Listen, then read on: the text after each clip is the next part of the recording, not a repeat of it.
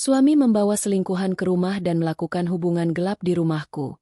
Langsung kubakar rumah hingga hangus tak tersisa. Sebelum lanjut ke cerita selanjutnya, yuk subscribe dan like.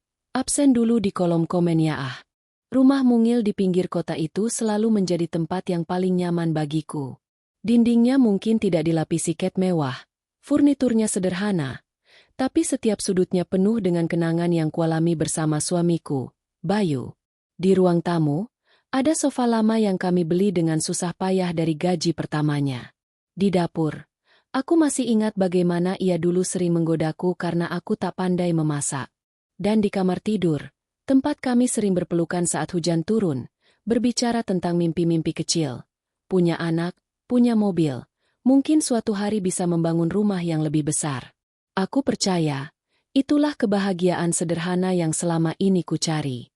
Aku tidak butuh perhiasan, tidak butuh liburan mewah, tidak butuh pujian orang lain. Bagiku, yang penting suami pulang ke rumah dengan senyum, duduk di sampingku, lalu bercerita tentang hari-harinya. Sesederhana itu. Namun, kebahagiaan itu ternyata tidak bertahan lama. Awalnya, semua berjalan normal. Bayu pulang tepat waktu, bahkan sering membawakan martabak kesukaanku. Kadang-kadang ia bercanda dengan bilang, "Aku takut kamu marah kalau aku pulang tanpa oleh-oleh." Lalu aku tertawa, menatap wajahnya dengan penuh syukur karena merasa menikah dengan lelaki baik. Tapi beberapa bulan terakhir, sesuatu berubah. Bayu mulai jarang pulang tepat waktu. Kalau kutanya, jawabannya selalu sama, lembur di kantor. Aku masih bisa menerima alasan itu. Aku tahu, ekonomi keluarga sedang pas-pasan.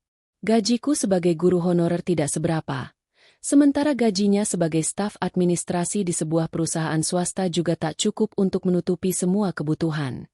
Jadi, aku percaya. Aku ingin percaya. Namun, perubahan kecil itu makin lama makin terasa. Pulangnya selalu lebih malam, kadang dengan alasan rapat, kadang karena nongkrong dengan teman. Aku mulai sering makan malam sendirian. Piring di meja hanya satu, sendok hanya satu, dan keheningan yang semakin menyesakkan dada. "Bayu, kapan kamu pulang tepat waktu lagi? Aku kangen makan bareng kamu," tanyaku suatu malam lewat telepon. Suaranya terdengar datar di seberang. "Aku sibuk, Din. Jangan manja. Ya, aku ini kerja buat kita juga. Kamu harus ngerti." Hatiku tercekat. Itu pertama kalinya ia menyebutku manja. Padahal dulu, ia yang selalu memintaku bercerita kalau aku merasa kesepian. Aku menggigit bibir, mencoba menahan air mata yang tiba-tiba terasa asin di sudut mata. Malam demi malam, aku mulai terbiasa tidur sendirian. Tanganku meraba kasur yang dingin, kosong tanpa tubuhnya. Kadang aku terbangun tengah malam, berharap ia ada di sebelahku. Tapi yang kutemukan hanya bantal kusut. Perlahan, kecurigaan mulai tumbuh. Ada hari-hari di mana ia pulang dengan aroma parfum yang asing. Bukan bau sabun hotel murah yang biasa kami gunakan, tapi wangi lembut dan mewah, seperti bunga mawar bercampur vanila. Aku bukan tipe wanita pencemburu, tapi hatiku perempuan. Intuisi itu tajam, sering lebih kuat daripada logika. "Bau apa ini, Yu?" tanyaku hati-hati suatu malam ketika ia baru pulang. Ia terdiam sebentar, lalu tersenyum kaku. "Oh, ini, teman kantor pinjemin aku jaket. Parfumnya nempel, mungkin." Jawaban itu terlalu cepat, terlalu rapi. Aku menunduk, pura-pura percaya. Tapi di dalam hati, ada suara kecil yang berkata, "Kamu dibohongi." Aku mencoba menepis pikiran buruk itu. Aku sibuk mengajar, menyibukkan diri dengan urusan rumah, mencoba tidak fokus pada perubahan sikap suami. Tapi semakin kututup mata, semakin jelas tanda-tandanya. Senyumnya kini jarang kutemui. Kalaupun tersenyum, terasa hambar, seolah hanya formalitas. Pandangannya sering kosong, seakan pikirannya ada di tempat lain. Bahkan saat makan bersama, kalau kebetulan ia pulang lebih awal, ia sibuk dengan ponselnya. "Yu, bisa taruh dulu handphonenya? Aku pengen ngobrol sama kamu." Ia menoleh sebentar, lalu meletakkan ponsel dengan berat hati. Ngobrol apa? Aku capek. Din. Besok aja, ya. Dan begitu saja, percakapan berhenti. Aku menatapnya lama, berusaha mencari wajah lelaki yang dulu begitu hangat. Tapi yang kulihat hanya orang asing. Di dalam hati, aku mulai bertanya, apakah rumah tangga ini masih sama seperti dulu? Apakah aku masih berarti untuknya? Atau jangan-jangan, ada perempuan lain yang kini mengisi ruang kosong di hatinya? Keraguan itu semakin besar saat suatu malam, aku melihatnya tertidur dengan ponsel masih dalam genggaman. Layar ponsel masih menyala, menampilkan notifikasi pesan singkat. Aku kangen kamu. Hati-hati pulangnya. Darahku berdesir. Tanganku gemetar. Aku ingin membuka pesan itu. Tapi aku juga takut. Takut kalau ternyata benar. Takut kalau mimpi buruk yang selama ini kutolak justru nyata. Aku meletakkan ponselnya perlahan. Lalu menatap wajahnya yang tertidur pulas. Air mataku menetes tanpa bisa kutahan. Apa salahku? Yu? Apa kurangnya aku? Bisikku pelan. Meski aku tahu ia takkan mendengar. Malam itu, aku tak bisa tidur. Pikiranku berputar-putar. Hatiku sakit. Aku mencoba meyakinkan diri bahwa mungkin itu hanya pesan dari teman. Mungkin hanya candaan. Tapi bagian terdalam dalam diriku tahu, sesuatu yang lebih besar sedang terjadi. Rumah tangga yang kukira kokoh ternyata mulai retak. Retakan kecil itu semakin melebar. Dan aku berdiri di tepi jurang tanpa tahu harus berpegangan pada apa. Aku masih mencintainya. Masih berharap ia kembali seperti dulu. Tapi di sisi lain, aku mulai menyadari, cinta saja tidak cukup kalau hanya aku yang berjuang. Dan malam itu, untuk pertama kalinya, aku merasa takut kehilangan bukan hanya suamiku, tapi juga diriku sendiri. Pagi itu matahari bersinar terang, tapi di dalam hatiku justru mendung. Aku bangun dengan mata sembab karena semalaman tak bisa tidur. Bayu sudah berangkat kerja lebih awal dari biasanya. Katanya ada rapat mendadak. Tapi entah kenapa aku merasa ada yang janggal.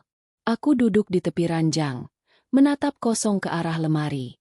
Sejak beberapa bulan terakhir, aku merasa rumah ini bukan lagi tempat pulang, tapi hanya tempat singgah baginya. Dulu, setiap pagi ia selalu berpamitan dengan ciuman di kening. Sekarang, hanya ucapan singkat, aku berangkat. Bahkan kadang tanpa menoleh. Aku mencoba menepis pikiran buruk dengan menyibukkan diri. Aku membersihkan rumah, menata ruang tamu, mencuci pakaian, dan menyiapkan makanan. Tapi semakin ku coba mengalihkan pikiran, semakin jelas perasaan itu. Bayu berubah. Dan aku tahu perubahan itu bukan karena pekerjaan semata. Siang harinya, ketika sedang menjemur pakaian, aku menemukan sesuatu di saku celana kerjanya. Sebuah struk pembelian dari butik mewah di pusat kota. Hati berdesir aneh. Nominalnya cukup besar, hampir setengah gajiku dalam sebulan. Untuk siapa dia membeli ini? Tanyaku dalam hati. Aku tidak pernah menerima hadiah semahal itu. Bahkan ulang tahunku kemarin hanya dirayakan dengan makan malam sederhana, tanpa kado apapun. Aku memang tak pernah meminta, tapi bukti di tanganku ini seolah menamparku. Ada seseorang di luar sana yang cukup istimewa baginya hingga layak diberi hadiah mahal. Tanganku gemetar. Aku menaruh struk itu kembali ke saku celananya. Pura-pura tidak tahu. Tapi sepanjang hari, pikiranku kacau. Bayangan Bayu bersama perempuan lain terus menghantuiku. Malam harinya, ketika ia pulang, aku memberanikan diri untuk bertanya. Yu, kamu tadi beli apa di butik? Tanyaku hati-hati, sambil menatap wajahnya. Ia terdiam sesaat, lalu tertawa kecil. Kamu ngapain bongkar-bongkar celanaku? Aku tersenyum kaku. Aku nyuci, kebetulan nemu struknya. Oh itu. Aku beliin hadiah buat klien kantor. Supaya hubungan kerja lebih baik. Jangan mikir aneh-aneh. Ya. Jawabannya begitu cepat. Begitu meyakinkan. Tapi aku tahu. Ada sesuatu yang ia sembunyikan. Senyumannya tampak dipaksakan. Matanya tidak menatapku langsung. Aku mencoba percaya. Tapi hatiku justru semakin perih. Beberapa hari kemudian, tanda-tanda lain muncul. Ponselnya kini selalu terkunci dengan password baru. Dulu, aku bisa membuka ponselnya kapan saja, bahkan kadang aku yang membalas pesan dari temannya. Tapi sekarang, ia selalu membawa ponselnya kemanapun, bahkan ke kamar mandi. Suatu malam, aku melihatnya tersenyum sendiri menatap layar ponsel. Jarang sekali ia tersenyum seperti itu padaku belakangan ini. "Kamu lagi chat sama siapa?" Tanyaku pura-pura santai. Ia kaget, buru-buru mematikan layar. "Teman kantor." "Kenapa? Cemburu?" Tanyanya dengan nada menggoda. Aku memaksakan senyum. "Enggak, aku cuma penasaran." Tapi di dalam hati, aku tahu, itu bukan sekadar teman kantor. Hari-hari berikutnya, kecurigaan semakin menjadi. Ia mulai sering berdandan lebih rapi dari biasanya saat berangkat kerja. Parfum yang dipakai pun berbeda. Lebih wangi, lebih menyengat. Dulu, ia bahkan cuek dengan penampilannya. Tapi sekarang, seakan-akan ia ingin terlihat sempurna. "Yu, kamu kok sekarang rajin banget pakai parfum mahal? Ada yang spesial di kantor?" Tanyaku suatu pagi sambil tersenyum. Ia menoleh sekilas, lalu tertawa kecil. "Ya biar wangi aja. Masa mau ketemu orang kantor bau badan?" Jawaban yang masuk akal. Tapi naluriku berkata lain. Suatu sore, aku memutuskan untuk mencoba mencari tahu lebih jauh. Aku datang ke kantornya tanpa memberi kabar. Niatnya ingin memberi kejutan. Aku membawa makanan kesukaannya, berharap bisa makan bersama.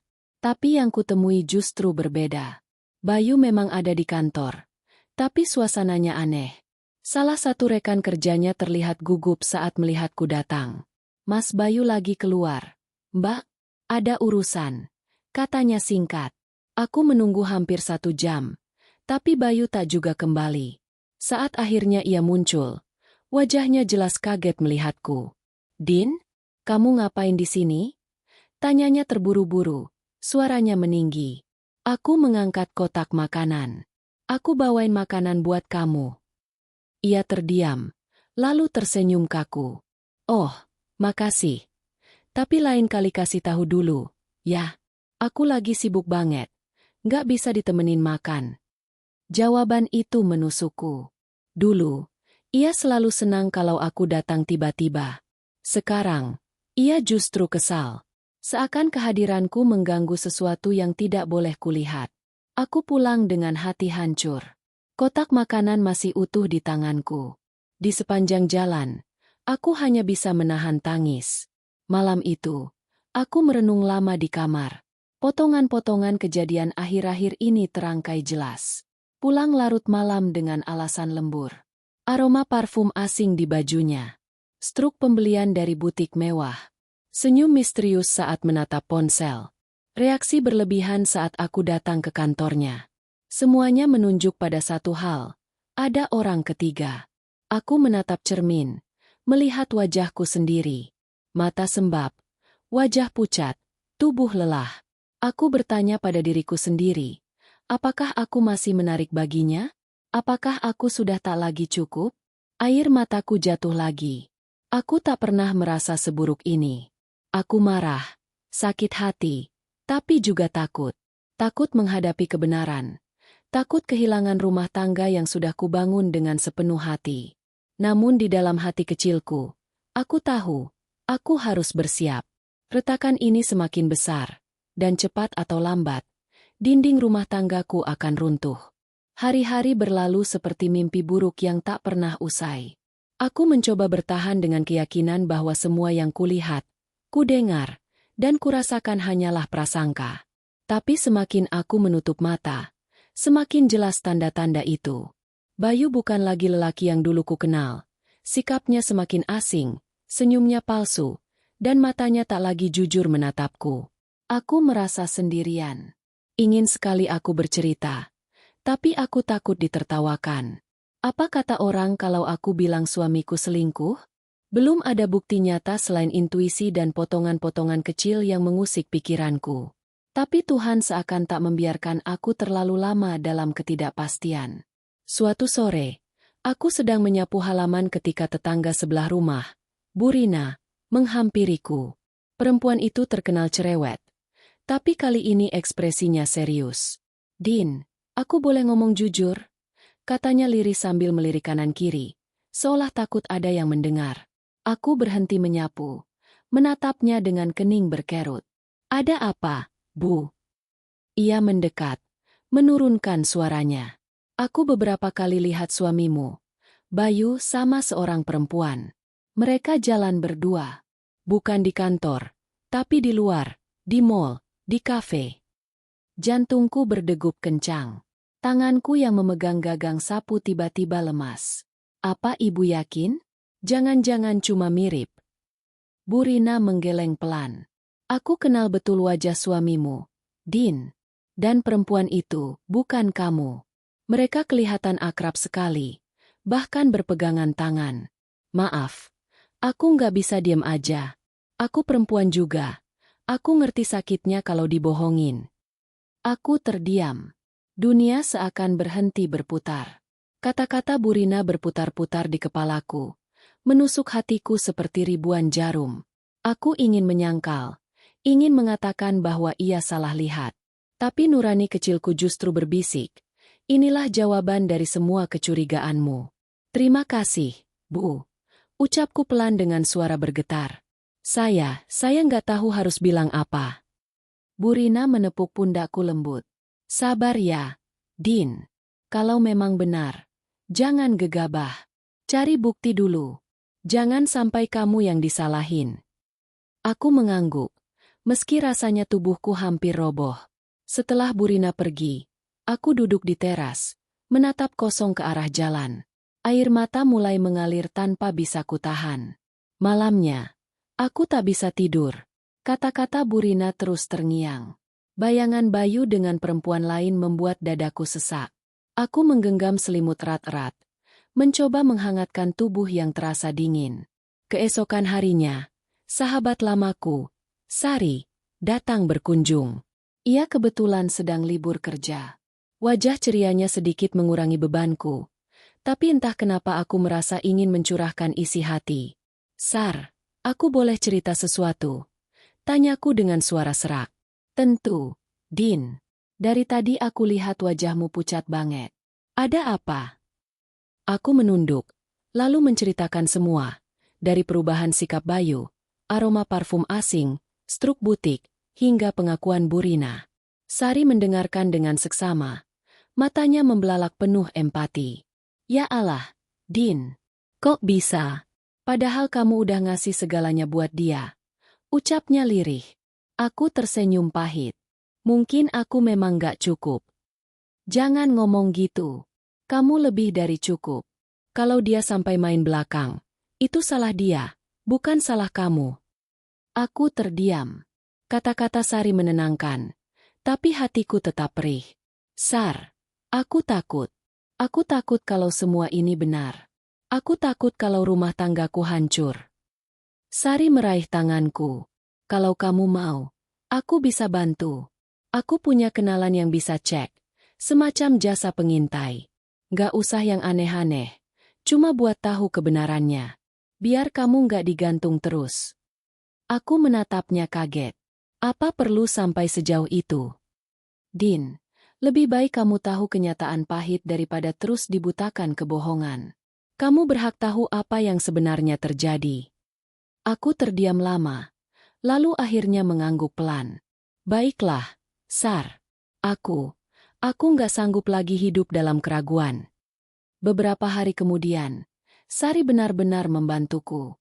Ia menghubungi kenalannya, seorang pria bernama Anton, yang biasa membantu orang mencari bukti perselingkuhan. Aku awalnya ragu, tapi akhirnya memberanikan diri. Aku hanya ingin kebenaran. Anton menyusun rencana sederhana. Ia akan mengikuti Bayu sepulang kerja, mengamati kemana ia pergi. Aku sendiri tak sanggup ikut. Jadi aku hanya menunggu kabar. Malam itu terasa panjang. Aku mondar-mandir di ruang tamu, memeluk bantal sambil menunggu telepon. Bayu sendiri pulang lebih larut dari biasanya, sekitar jam 11 malam. Saat ia masuk rumah, Aku berpura-pura tidur di kamar. Aku menatapnya diam-diam dari balik selimut. Ia tampak letih, tapi ada senyum samar di bibirnya. Senyum yang bukan untukku. Pagi harinya, Anton menghubungi lewat Sari. Hatiku hampir berhenti berdegup ketika mendengar kabar itu. Dia nggak pulang langsung, Din, kata Sari dengan suara berat. Anton bilang, Bayu ke sebuah restoran mewah di pusat kota. Dia makan malam berdua dengan seorang perempuan. Dari fotonya, mereka kelihatan sangat dekat. Aku merasa napasku terhenti. Kamu lihat fotonya? Tanyaku dengan suara bergetar. Iya. Maaf, Din. Aku tahu ini berat. Tapi kamu harus siap lihat sendiri. Beberapa menit kemudian, Sari mengirimkan foto itu ke ponselku. Aku menatap layar dengan tangan gemetar. Dan di sana, semua keraguanku runtuh. Bayu duduk di meja restoran, tersenyum hangat, menatap seorang perempuan muda yang cantik dengan rambut panjang terurai. Tangan mereka saling bertaut di atas meja, seakan dunia hanya milik mereka berdua. Air mataku langsung tumpah. Jantungku sakit, seakan diremas-remas. Foto itu lebih menyakitkan daripada 1000 kata. Semua yang kutakutkan selama ini ternyata benar. Aku membanting ponsel keranjang, menangis sejadi-jadinya. Ya Tuhan, kenapa aku harus melihat ini? Kenapa dia tega? Malam itu, aku merasa duniamu runtuh. Segala hal yang pernah kupegang erat, kepercayaan, cinta, kesetiaan, hancur berkeping-keping. Dan yang lebih menyakitkan, pengkhianatan itu terjadi saat aku masih berusaha mempertahankan rumah tangga. Aku teringat kata-kata Burina. Cari bukti dulu, jangan gegabah.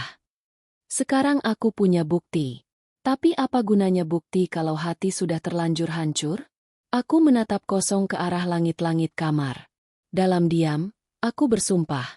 Kalau Bayu berani membawa perempuan itu ke rumahku, ke tempat di mana aku menaruh seluruh cinta dan pengorbanan, maka aku takkan tinggal diam. Aku akan membalas. Dan aku tidak tahu, sumpah itu kelak akan menyeretku ke jalan yang tak pernah kubayangkan sebelumnya. Hari-hari setelah aku melihat foto itu terasa begitu berat.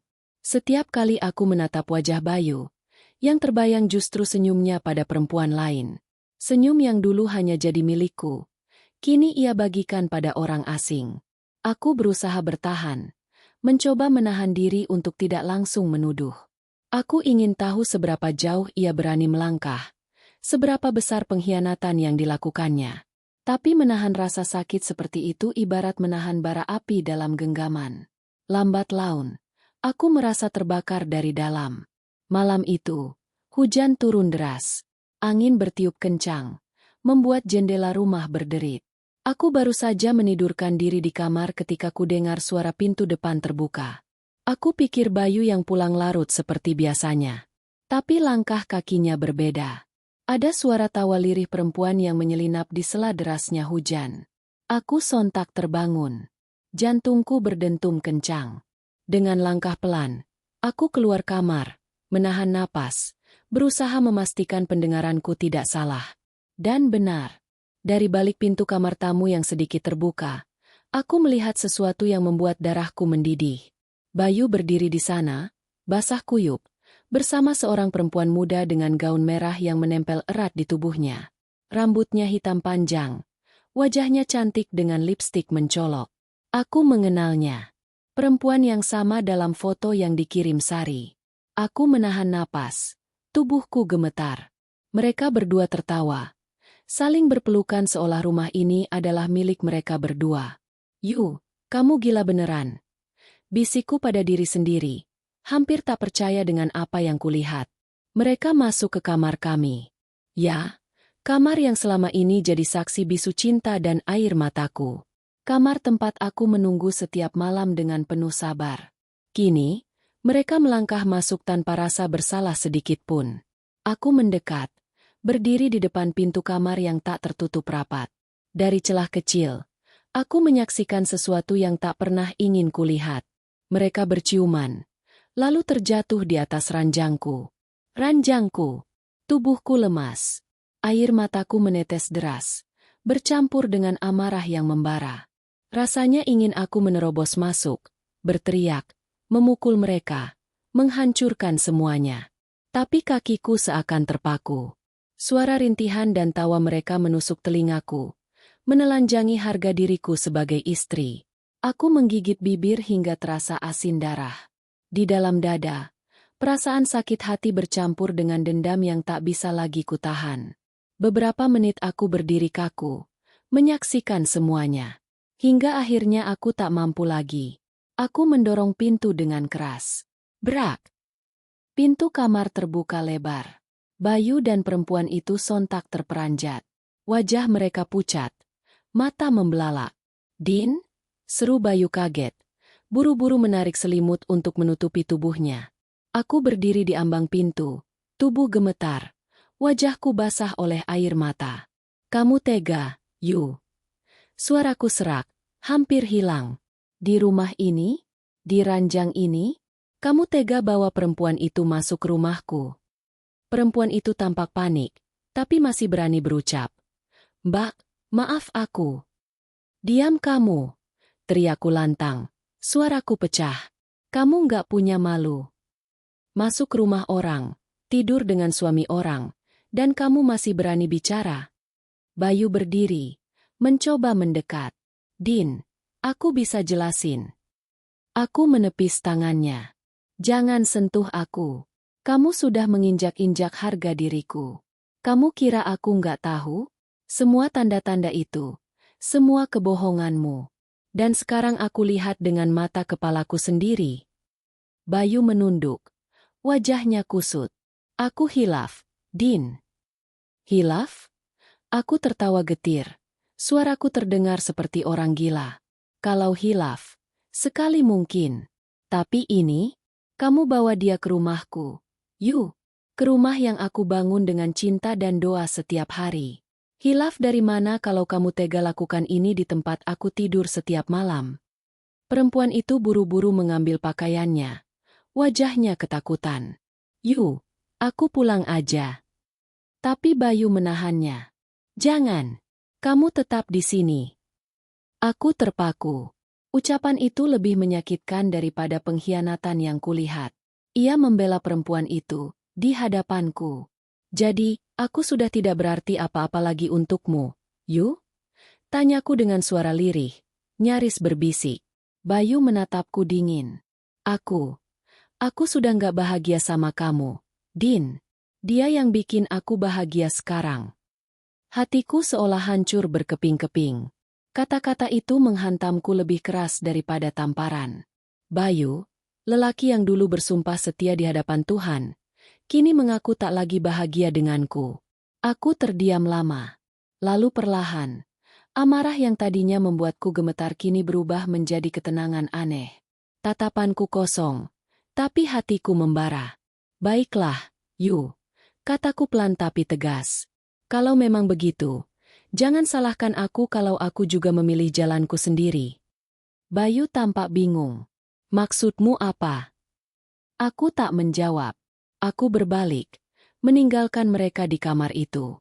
Langkahku tegap, meski tubuhku gemetar. Di dalam hati, aku tahu satu hal, malam ini telah mengubah segalanya. Aku tidak lagi hanya istri yang tersakiti. Aku adalah perempuan yang dikhianati di rumahnya sendiri. Dan dari luka inilah, bara dendam mulai menyala. Aku duduk di ruang tamu, lampu-lampu rumah redup. Suara hujan masih terdengar di luar.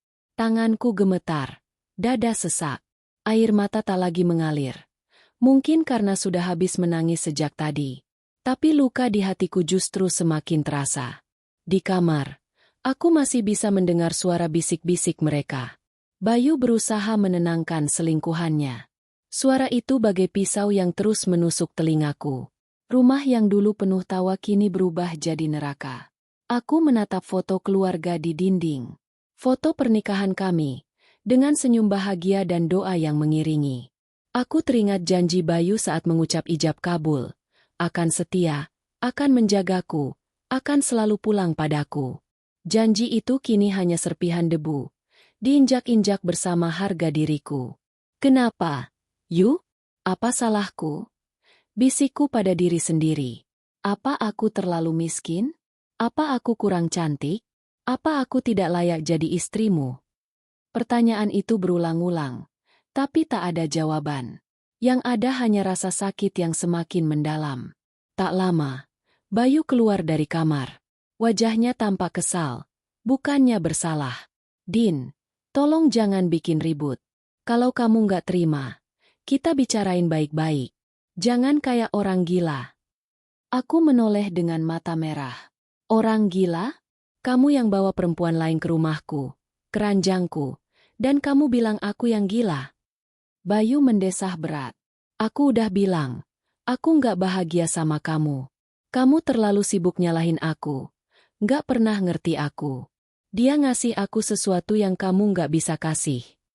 Kata-katanya bagai pukulan telak. Aku ingin berteriak, ingin menghempaskan apapun yang ada di meja. Tapi aku hanya menatapnya. Bibirku bergetar. Kamu benar-benar tega. Kalau kamu nggak bisa terima, silakan pergi. Rumah ini milik aku, bukan kamu. Aku terdiam. Itu lebih menyakitkan lagi. Rumah ini memang dibeli dengan gajinya, tapi aku yang merawat, aku yang menjaga, aku yang menjadikannya rumah. Tanpa aku, ini hanya bangunan kosong. Aku berdiri, menatapnya lurus. Baik, Yu. Aku memang tidak punya apa-apa. Tapi ingat, jangan pernah remehkan perempuan yang terluka. Karena luka itu bisa jadi api. Bayu terdiam, mungkin tak mengerti maksudku. Aku berbalik, melangkah menuju kamar mandi. Air di wastafel dingin, tapi wajahku yang basah oleh air mata tak terasa segar. Justru makin kusut, makin penuh amarah. Aku menatap bayanganku di cermin. Mata sembab, wajah pucat, bibir kering. Perempuan di cermin itu terlihat rapuh, tapi jauh di dalam matanya ada sesuatu yang baru, bara dendam. Aku keluar dari kamar mandi dengan langkah pasti. Di ruang tamu, Bayu sudah kembali ke kamar bersama selingkuhannya. Rumah itu kini bukan lagi milikku. Aku merasa jadi orang asing di tempat yang kubangun dengan cinta. Malam itu aku tidur di ruang tengah, di atas sofa usang. Mataku menatap langit-langit. Pikiranku berputar. Bayangan Bayu dan selingkuhannya di kamar terus menghantui. Aku menggenggam bantal erat-erat, mencoba menahan gemetar tubuhku. Kalau mereka pikir aku akan diam, mereka salah besar, bisikku dalam hati. Pagi harinya, suasana rumah dingin. Bayu keluar kamar dengan wajah biasa saja, seolah tidak terjadi apa-apa. Selingkuhannya masih ada, duduk santai di meja makan, mengenakan bajuku sendiri. Baju yang kubelikan saat aku sedang belanja diskon. Hatiku terasa terbakar melihat itu. Aku menghampiri meja makan. Keluar dari rumahku sekarang juga. Perempuan itu hanya tersenyum miring. Maaf, Mbak. Tapi Mas Bayu yang ngajak aku ke sini. Kalau Mbak nggak suka, ngomong sama dia. Aku menoleh pada Bayu. Mataku berkilat. Yu, kamu sudah keterlaluan. Kamu bawa perempuan ini, kamu permalukan aku, dan kamu biarkan dia pakai bajuku. Bayu mengangkat tangannya, seakan tak peduli. Udahlah, Din. Jangan lebay. Dia cuma pakai baju. Besar amat masalahnya. Aku terdiam, menahan napas. Kata-katanya membuat bara di dadaku semakin berkobar. Aku bisa merasakan tanganku gemetar, tapi bukan karena takut. Karena marah, aku berbalik, masuk ke dapur. Pandanganku tertuju pada botol bensin yang biasa kupakai untuk menyalakan kompor cadangan. Botol itu berdiri di sudut, seolah menatapku balik. Dalam kepalaku, sebuah ide gila muncul, ide yang tak pernah kusangka akan terlintas. Aku menggenggam botol itu sebentar, lalu meletakkannya kembali. Belum sekarang, bisikku pada diri sendiri. Aku tahu, aku masih bisa menahan diri. Tapi aku juga tahu, sabarku sudah berada di ujung. Hari-hari berikutnya menjadi neraka bagiku. Bayu semakin berani. Ia sering membawa perempuan itu ke rumah. Bahkan berhari-hari tinggal di sini. Mereka tertawa bersama di ruang tamu, memasak bersama di dapur, bahkan bercumbu di halaman belakang. Aku hanya bisa menatap dari kejauhan. Dadaku sesak, tubuhku gemetar. Setiap pemandangan itu seperti bara yang dilempar ke dalam jiwaku. Tetangga mulai berbisik-bisik. Aku bisa merasakan tatapan iba setiap kali aku keluar rumah. Ada yang bertanya pelan. Din, kamu nggak apa-apa? Ada pula yang hanya menggeleng kepala. Seolah aku sudah kalah. Aku ingin menjerit. Ingin berteriak pada dunia bahwa aku tidak selemah itu. Tapi aku menahan diri, menunggu saat yang tepat. Malam itu, aku duduk sendirian di teras. Angin malam dingin, tapi hatiku panas. Aku menatap rumahku, rumah yang kini bukan lagi rumah, tapi penjara penuh penghinaan. Dan saat itulah aku sadar, luka ini bukan lagi sekadar luka. Luka ini telah berubah jadi api. Api yang menggerogoti hatiku, menuntut pelampiasan. Aku menutup mata, menarik napas panjang. Dalam gelap malam, aku bersumpah, kalau Bayu terus menginjak-injakku dengan selingkuhannya, aku tidak akan segan-segan membakar semuanya. Biar rumah ini hangus, biar semua kenangan musnah, biar hanya abu yang tersisa. Karena lebih baik semuanya lenyap daripada aku terus disiksa seperti ini. Malam itu, langit begitu pekat. Hujan baru saja reda, meninggalkan aroma tanah basah yang bercampur dengan hawa dingin menusuk tulang. Aku duduk di ruang tamu, sendirian, menatap kosong pada lampu redup yang menggantung di langit-langit. Bayu dan selingkuhannya masih di kamar. Tawa kecil mereka sesekali terdengar samar, bagai duri yang menembus gendang telingaku. Setiap detik yang berlalu adalah siksaan. Setiap detik aku merasa direndahkan di rumahku sendiri. Tanganku mengepal. Nafasku memburu. Hati ini sudah tidak lagi mampu menampung semua sakit yang ditorehkan. Aku menoleh ke arah dapur, ke sudut di mana botol bensin berdiri, masih dengan tutup berkaratnya. Seolah benda itu sejak awal memang menunggu panggilan dari hatiku. Aku berdiri. Kakiku melangkah pelan, namun setiap langkah terasa berat. Sudah cukup. Bisikku lirih. Aku tidak bisa diam lagi. Malam ini semuanya harus berakhir. Tanganku meraih botol itu. Beratnya seakan membawa beban seluruh amarah dan dendamku. Aku memeluk botol itu erat-erat, lalu membawanya ke ruang tamu. Jantungku berdegup kencang, keringat dingin membasahi pelipis, tapi hatiku justru terasa ringan.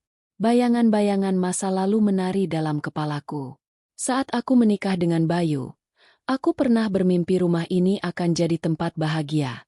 Aku merawatnya, mengecat dindingnya, memilih tirai, bahkan menabung demi membeli sofa ini. Semua dengan cinta. Tapi sekarang, semua itu ternoda, diinjak, dipermalukan. Kalau rumah ini sudah jadi tempat dosa dan pengkhianatan, biarlah semuanya musnah, gumamku. Aku mengambil korek api dari laci kecil di meja. Tanganku bergetar saat memegangnya, tapi bukan karena ragu, lebih karena ketegangan. Aku melangkah menuju kamar. Dari balik pintu, terdengar bisik-bisik mesra mereka. Hatiku panas lagi, bara dendam semakin menyala. Aku hampir saja menerobos masuk, tapi kutahan. Tidak, biarkan saja. Akan lebih indah kalau mereka merasakan semuanya saat api sudah melahap rumah ini. Aku mulai menyiramkan bensin ke lantai ruang tamu. Bau tajamnya memenuhi udara, menusuk hidungku, membuat mataku sedikit perih. Tapi itu tidak menghentikanku. Aku bergerak ke dapur, menyiram lantai kayu, dinding, bahkan tirai yang mudah terbakar. Setiap cipratan bensin terasa seperti pelampiasan dari air mata yang sudah lama mengering. Bayu, bisikku dengan suara serak. Kalau kamu pikir aku akan terus diam, malam ini kamu akan tahu siapa aku sebenarnya. Aku berdiri di tengah ruang tamu, mengangkat korek api kecil itu. Jari-jariku kaku, seakan tak mau menuruti perintah otakku. Tapi aku paksa. Klik. Bunyi gesekan korek terdengar. Percikan api kecil menyala di ujungnya. Detik itu, dunia seolah berhenti. Aku menatap api mungil itu lama, sebelum akhirnya mendekatkannya ke lantai yang sudah basah oleh bensin. Dalam sekejap, api itu menjalar cepat, menari-nari liar, memakan lantai kayu, merayap ke tirai, lalu membesar menjadi lidah api yang ganas. Ah! Ah! Jeritan dari dalam kamar terdengar. Bayu dan selingkuhannya panik. Mereka berlari keluar kamar. Wajah pucat. Mata terbelalak melihat api sudah melahap hampir seluruh ruang tamu. Dinda! Apa yang kamu lakukan? Bayu berteriak histeris. Aku berdiri tegak, menatap mereka dengan mata yang sudah basah oleh air mata tapi dingin oleh amarah. Aku cuma membakar luka yang kalian torehkan padaku. Api semakin membesar. Asap hitam pekat mengepul, membuat suasana semakin mencekam. Selingkuhannya berteriak ketakutan, berusaha mencari jalan keluar, tapi api sudah mengurung pintu depan. Bayu menarik tanganku dengan kasar. Kamu gila. Kamu mau bunuh kita semua. Aku menepis tangannya. Aku sudah mati sejak lama. Sejak kamu bawa dia ke rumah ini. Selingkuhannya menangis histeris, terbatuk-batuk karena asap. Mas, tolong kita keluar. Tolong. Bayu panik, berusaha membuka jendela, tapi kayu sudah terbakar, kaca pecah, api makin menyala. Aku hanya berdiri memandang semuanya. Ada rasa ngeri di dadaku, tapi juga ada kepuasan. Akhirnya, semua penghinaan itu terbakar habis. Api merayap ke atap. Suara kayu retak terdengar. Disusul bunyi keras saat sebagian plafon ambruk. Panasnya menyengat kulit, membuat keringat bercampur dengan air mata. Aku menatap Bayu yang mulai batuk keras karena asap. Untuk sesaat, ada bagian hatiku yang ingin menolongnya. Bagian kecil yang masih ingat bagaimana dulu ia pernah menggenggam tanganku dengan cinta. Tapi bagian itu segera kalah oleh amarah yang sudah jadi bara. Aku nggak butuh kamu lagi, Yu. Suaraku parau tapi jelas. Dengan langkah gontai, aku berjalan ke arah pintu belakang yang masih bisa dibuka sedikit. Aku tahu jalannya, karena akulah yang menata rumah ini. Bayu berusaha mengejarku, tapi api semakin ganas, membuatnya mundur. Aku berhasil keluar, terhuyung di halaman belakang. Nafasku tersengal, tubuhku gemetar. Dari luar, aku menatap rumah itu. Rumahku, yang kini jadi kobaran api. Jeritan masih terdengar dari dalam. Jeritan Bayu, jeritan selingkuhannya, bercampur jadi satu dengan suara kayu yang runtuh dan kaca yang pecah. Malam itu, langit dipenuhi cahaya oranye menyala, saksi dari api dendamku. Tetangga mulai berdatangan, menjerit melihat rumahku terbakar. Ada yang panik mencari air, ada yang berteriak memanggil pemadam kebakaran. Tapi aku hanya berdiri, menatap api itu dengan mata kosong. Salah satu tetangga mengguncang bahuku. Dinda, kamu kenapa? Cepat pergi dari sini. Api bisa meledak. Aku hanya tersenyum samar. Bibirku bergetar. Biar saja. Semua memang harus musnah. Beberapa menit kemudian, suara sirene pemadam kebakaran terdengar. Mobil besar itu datang, menyemprotkan air ke rumah yang sudah hampir runtuh. Tapi semuanya terlambat. Api sudah melahap habis, menyisakan hanya kerangka hangus yang rapuh. Aku terduduk di tanah, tubuhku lemas. Air mata akhirnya mengalir lagi, bercampur dengan rasa lega aneh yang tak bisa kujelaskan. Malam itu, bukan hanya rumahku yang terbakar, tapi juga cinta, janji, dan seluruh masa lalu yang pernah kuanggap indah. Semuanya kini jadi abu. Dan aku berdiri di atas abu itu, dengan hati yang kosong. Api terus berkobar, menelan setiap sudut rumahku tanpa ampun. Lidah-lidah merah itu menjilat dinding, tirai, dan perabotan yang dulu kujaga dengan penuh cinta. Suara kayu retak dan plafon ambruk bergema bersahut-sahutan, menciptakan simfoni kehancuran yang menggetarkan dada. Aku berdiri di halaman belakang. Tubuhku kaku, pandanganku terpaku pada rumah yang kini berubah jadi neraka. Udara malam yang dingin bercampur dengan hawa panas dari kobaran api, membuat kulitku terasa perih. Rambutku berantakan, wajahku basah oleh keringat, air mata, dan asap. Di dalam, jeritan Bayu dan perempuan itu terdengar semakin panik. Selingkuhannya berteriak-teriak, memanggil nama Bayu, meminta tolong. Suara mereka bergema di antara kobaran api yang makin membara. "Dinda, tolong!" Suara Bayu akhirnya terdengar. Parau, penuh putus asa. Aku menggertakkan gigi. Dadaku bergetar. Itu suara yang dulu selalu kunanti setiap ia pulang kerja. Suara yang dulu menenangkan hatiku. Kini suara itu hanya menyayat telingaku, memohon sesuatu yang tak bisa lagi kuberikan. Tanganku meremas kain bajuku sendiri. Ada bagian kecil di dalam diriku yang ingin masuk, ingin menariknya keluar, ingin menyelamatkannya.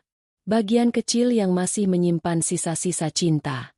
Tapi bara dendamku lebih besar, menelan semua rasa iba yang mungkin tersisa. "Aku sudah memperingatkanmu, Yu," bisikku lirih, meski ia tak akan pernah mendengar. "Aku sudah bilang jangan remehkan perempuan yang terluka." Tetangga-tetangga berlarian. Panik. Ada yang membawa ember berisi air, menyiramkan ke arah api, tapi itu tak ada gunanya. Api terlalu besar, terlalu cepat menjalar. Seorang bapak berteriak, "Cepat hubungi pemadam. Ini nggak bisa dipadamkan manual." Suara sirene mulai terdengar dari kejauhan, semakin lama semakin dekat. Mobil pemadam akhirnya datang, disusul beberapa petugas yang bergegas menarik selang air besar. Mereka bekerja cepat, menyemprotkan air ke arah api yang sudah melalap hampir seluruh atap rumah. Namun, bahkan saat air mengguyur, api masih melawan dengan garang, mengeluarkan asap hitam pekat ke langit malam. Aku menutup mulut dengan tangan, terbatuk-batuk karena asap yang semakin menusuk tenggorokan. Mataku perih, tapi aku tetap memaksa menatap. Aku ingin melihat sampai akhir. Aku ingin memastikan bahwa rumah ini, tempat yang jadi saksi kebahagiaan sekaligus penghinaan, benar-benar lenyap. "Dinda!" Lagi-lagi suara Bayu terdengar. Kali ini bercampur dengan batu keras. Aku bisa membayangkan wajahnya yang ketakutan. Tubuhnya yang mungkin sudah terbakar atau setidaknya penuh luka. Selingkuhannya juga berteriak histeris. Suaranya semakin lemah. "Tolong, tolong kami." Aku menggenggam tanah di bawahku. Jemariku bergetar hebat. Hati kecilku berperang, antara amarah dan iba. Tapi ketika aku melihat api yang semakin menelan habis ruang tamu, sofa, meja makan, bahkan tirai yang dulu kupilih dengan penuh semangat, aku tahu, tak ada lagi yang bisa diselamatkan. Rumah itu sudah mati. Dan bersama rumah itu, semua kenangan tentang Bayu pun ikut mati. Aku teringat saat pertama kali kami menempati rumah itu. Bayu tersenyum bangga. Aku menangis haru. Kami menempelkan cat dinding bersama, meski belepotan. Kami tidur di lantai beralaskan tikar karena belum ada kasur. Semua penuh cinta. Kini semua itu lenyap dalam kobaran api. "Dinda, kamu harus pergi dari sini." Seorang tetangga, Bu Sari, menarik lenganku. "Nanti kamu juga ikut terbakar. Bahaya." Aku menoleh padanya. Mataku kosong. "Bu, biarin aja. Biarin aja semua ini habis." "Dinda, kamu ngomong apa? Ayo pergi." Bu Sari hampir menangis, berusaha menyeretku menjauh dari rumah. Aku akhirnya pasrah, mengikuti langkahnya dengan kaki gemetar. Kami mundur ke jalan, bergabung dengan kerumunan warga yang menonton dengan wajah pucat. Semua orang panik, berbisik-bisik. Sebagian menutup mulut tak percaya. "Ya Allah, rumah Dinda kebakaran besar. Ada orang di dalam," katanya. "Itu Mas Bayu, kan?" "Sama. Siapa tuh perempuannya?" "Astagfirullah." Bisik-bisik itu menusuk telingaku, tapi aku tak peduli. Aku hanya menatap api yang semakin melahap, hingga atap rumah runtuh dengan suara menggelegar. Ledakan kecil terdengar. Mungkin dari tabung gas di dapur. Api memancar semakin tinggi, memercik ke langit malam. Petugas pemadam berteriak, mengatur warga agar menjauh. "Mundur! Bahaya ledakan!" Aku terhuyung. Tubuhku hampir jatuh kalau saja Bu Sari tidak menahanku. Nafasku pendek, dada sesak, air mata tak henti mengalir. Namun di balik semua itu, ada kelegaan aneh yang sulit kujelaskan. Seperti beban berat yang akhirnya runtuh bersama rumah itu. Waktu terasa berjalan lambat. Api perlahan-lahan mulai bisa dikendalikan oleh semprotan air. Suara gemuruh api melemah, digantikan suara air deras dan batuk-batuk warga yang terkena asap. Beberapa petugas pemadam akhirnya berhasil masuk ke dalam reruntuhan. Mereka membawa keluar 2 tubuh, Bayu dan selingkuhannya. Tubuh mereka hitam, penuh jelaga. Wajah mereka nyaris tak bisa dikenali. Aku menutup mulutku dengan kedua tangan. Tubuhku bergetar. Itu Bayu, suami yang dulu kucintai, yang dulu bersumpah akan menjagaku. Kini ia tak lebih dari tubuh hangus tak bernyawa. Selingkuhannya pun sama, hanya tinggal jasad rapuh yang kehilangan cahaya. Warga menjerit, beberapa menangis. Ada yang menatapku dengan pandangan iba, ada pula yang menatap dengan curiga. Aku hanya berdiri kaku, menatap 2 tubuh itu. Hati ini hancur. Tapi juga anehnya merasa lega. Semua sudah berakhir. Tak ada lagi perselingkuhan. Tak ada lagi penghinaan. Yang ada hanya abu. Petugas menutupi tubuh mereka dengan kain putih. Seorang polisi mendekat, menatapku dengan tatapan serius. Ibu, apakah Anda penghuni rumah ini? Aku menoleh pelan. Bibirku bergetar. Iya, saya. Kalau begitu, ikut kami sebentar. Kami perlu menanyakan beberapa hal. Aku hanya mengangguk pelan, meski kakiku hampir tak sanggup melangkah. Tubuhku lemah, tapi dalam kepalaku hanya ada satu kalimat yang terus bergema. Semua sudah musnah. Rumah, cinta, dan pengkhianatan. Kini hanya abu yang tersisa. Pagi itu, langit masih kelabu. Sisa asap kebakaran semalam masih menggantung di udara. Aroma kayu hangus dan plastik terbakar menusuk hidung, menyelimuti sisa-sisa rumahku yang kini tinggal rangka hitam berasap. Aku duduk di kursi panjang di halaman rumah tetangga. Tubuhku lemah, wajahku pucat. Seluruh tubuhku terasa sakit, bukan karena luka bakar, melainkan karena beban batin yang menekan dari dalam. Petugas kepolisian sibuk lalu lalang di antara reruntuhan. Mereka mengambil foto, mencatat sesuatu, memasang garis kuning di sekeliling area kebakaran. Sementara itu, 2 kantong jenazah yang berisi tubuh Bayu dan selingkuhannya sudah dibawa pergi oleh ambulans, diiringi isak tangis beberapa tetangga. Aku menatap kosong ke arah rumahku yang kini hanya tinggal abu. Tempat yang dulu penuh cinta, penuh mimpi, kini berubah jadi kuburan bagi pengkhianatan.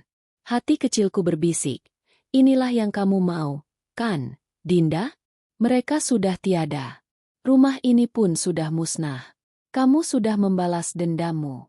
Tapi bisikan itu tak memberi ketenangan. Justru dadaku semakin sesak. Air mata mengalir lagi, entah untuk kesekian kalinya. Din. Suara Bu Sari memecah lamunanku. Ia duduk di sampingku, menepuk bahuku lembut. Kamu harus kuat. Ya, apapun yang terjadi, hidup harus jalan terus. Aku menoleh padanya. Bibirku bergetar. Bu, saya yang bakar rumah itu. Bu Sari terdiam, matanya membesar. Ia menatapku lama, lalu menghela napas berat. Din, jangan ngomong sembarangan. Kalau ada yang dengar. Tapi terlambat. Seorang polisi yang berdiri tak jauh dari kami mendekat. Ibu, apa yang barusan Anda katakan? Aku menunduk.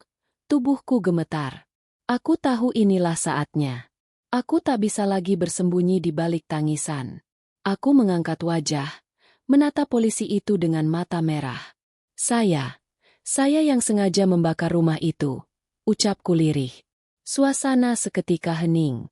Beberapa tetangga yang mendengar menatapku dengan wajah kaget. Ada yang terbelalak, ada yang menggeleng tak percaya. Polisi itu langsung memberi isyarat pada rekannya. 2 orang petugas menghampiri, lalu berdiri di sampingku. Ibu Dinda, kami mohon Anda ikut ke kantor polisi untuk dimintai keterangan. Aku hanya mengangguk pasrah. Kakiku lemas saat berdiri, hampir jatuh kalau saja salah satu petugas tidak menopangku. Di perjalanan menuju kantor polisi, aku memandang keluar jendela mobil. Jalanan yang biasanya terasa biasa saja kini tampak asing, seolah aku bukan lagi bagian dari dunia ini. Setiap wajah yang kulihat di pinggir jalan seakan menatapku dengan tatapan menghakimi. Sampai di kantor polisi, aku dibawa ke ruang pemeriksaan.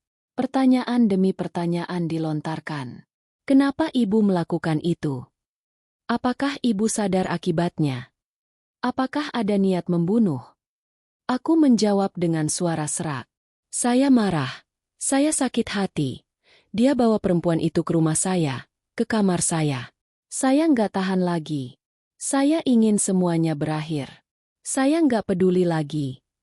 Polisi mencatat setiap kata yang keluar dari mulutku. Tatapan mereka dingin, seolah aku hanyalah pelaku kejahatan yang tega mengorbankan nyawa orang lain.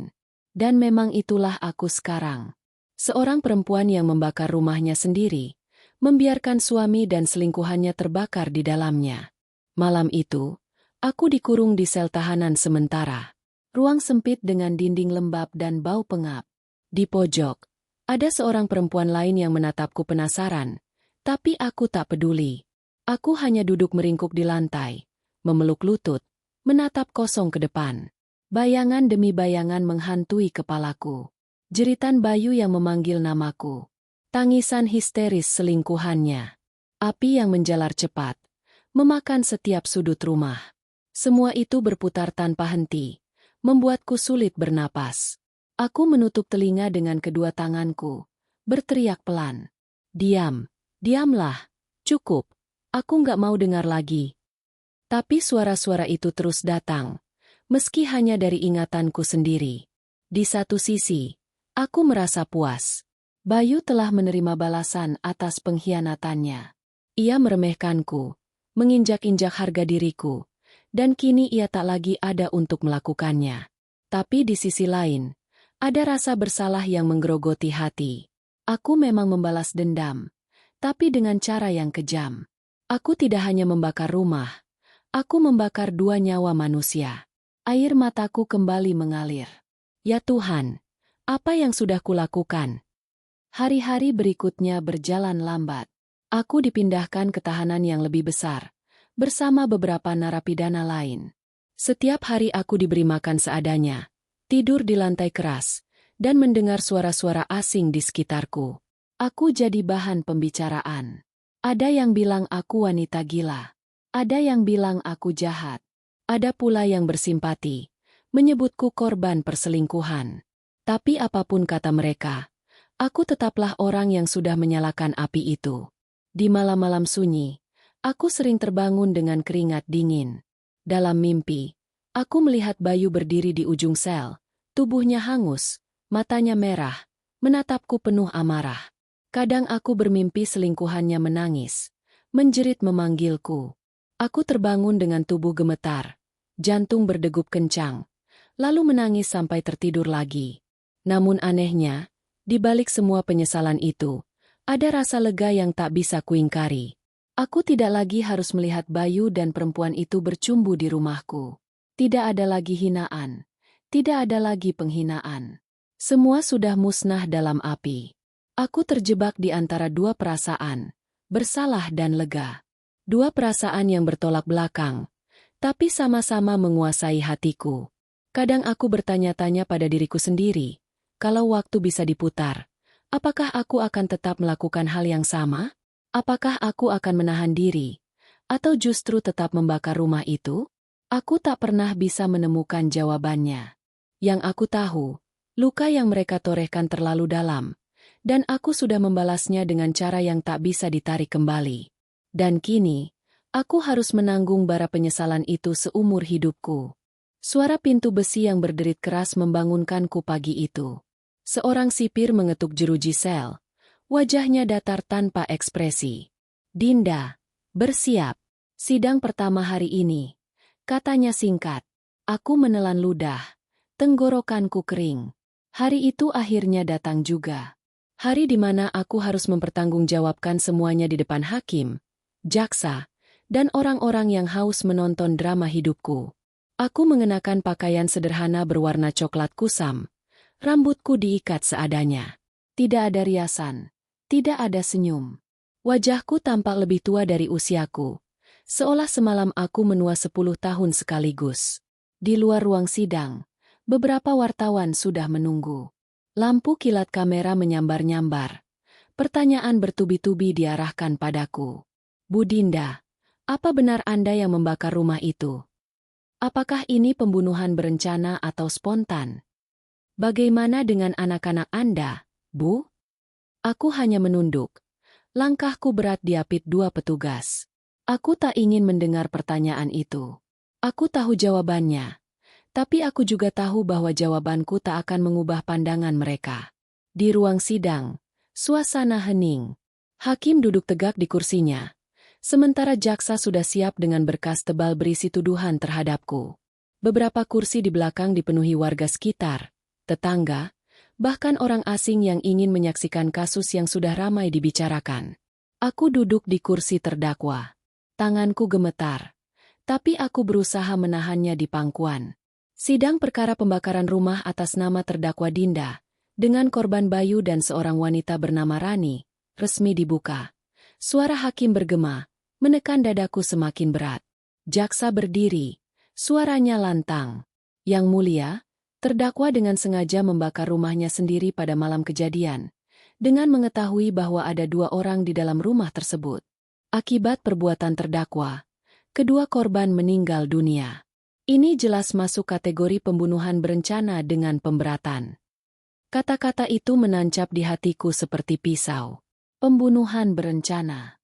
Aku menunduk semakin dalam. Lalu giliran pengacara yang ditunjuk untuk mendampingiku berbicara. Yang mulia, klien kami memang melakukan pembakaran. Namun perbuatannya dilatar belakangi kondisi psikis yang terguncang berat akibat perselingkuhan yang dilakukan oleh suaminya sendiri di rumah mereka.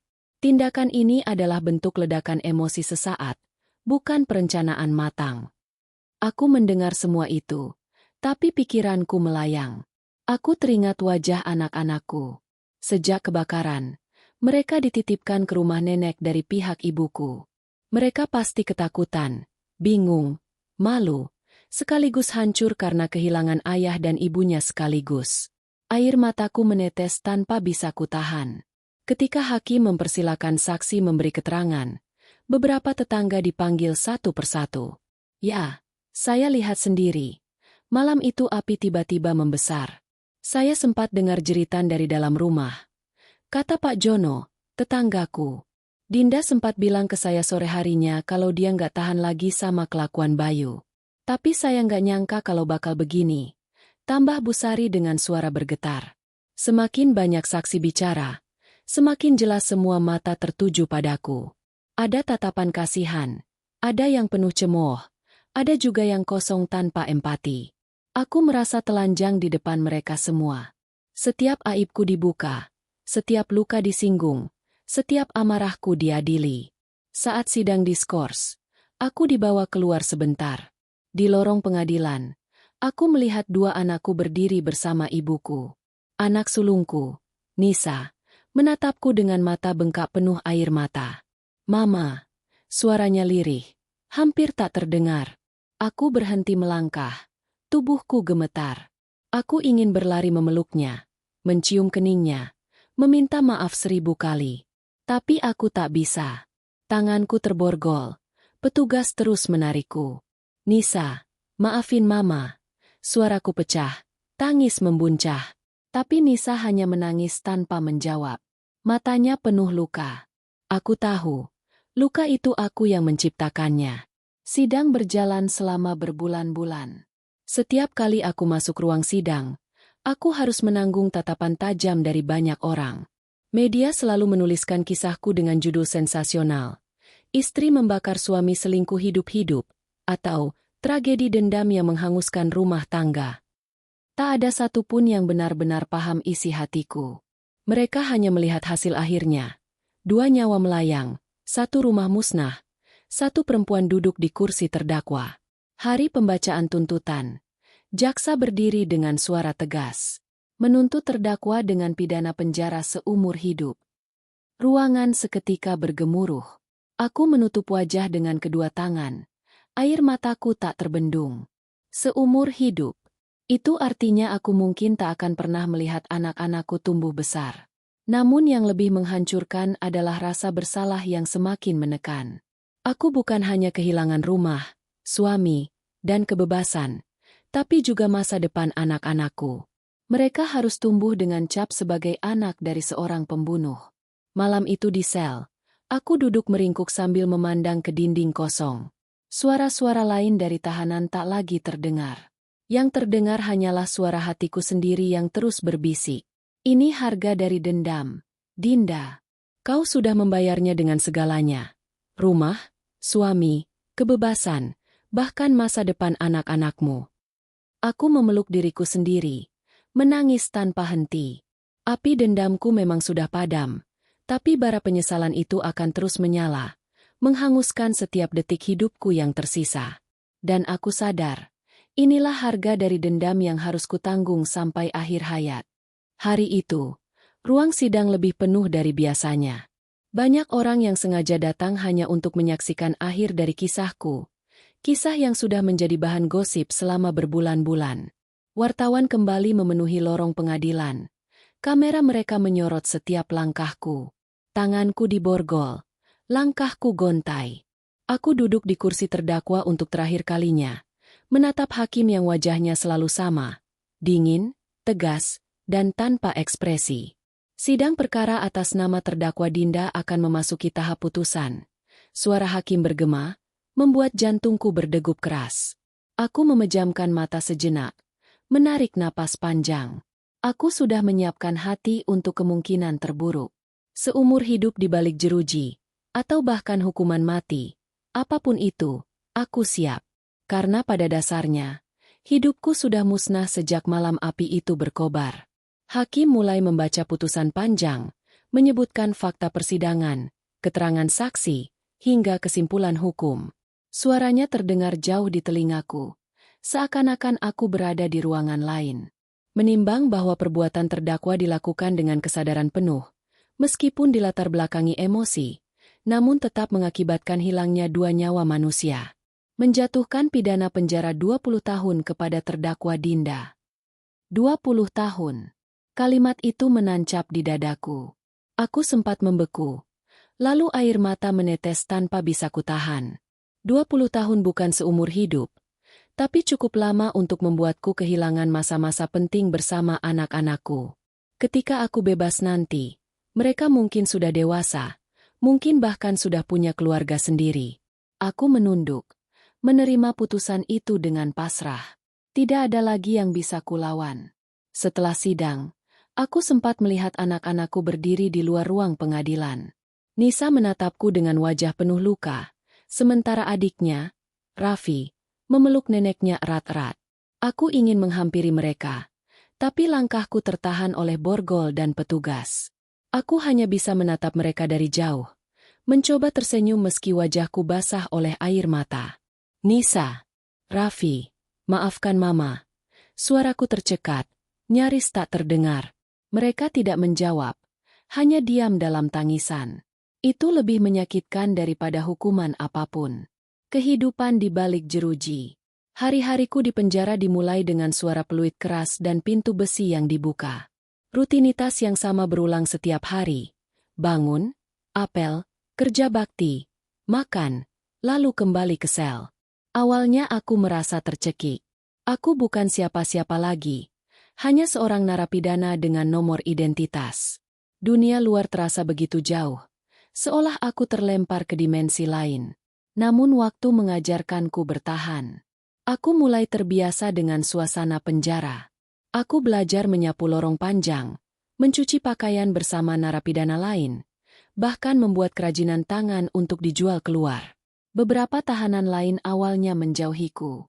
Mereka tahu kisahku dari berita, dan sebagian menganggapku wanita berbahaya. Tapi perlahan, ada juga yang mulai mendekat. Din, kamu kelihatan orangnya kalem. Kok bisa tega bakar rumah suami? Tanya seorang tahanan suatu malam. Aku terdiam lama sebelum menjawab. Aku nggak tega, tapi aku sudah terlalu sakit hati. Dan sakit hati bisa bikin orang berubah jadi monster.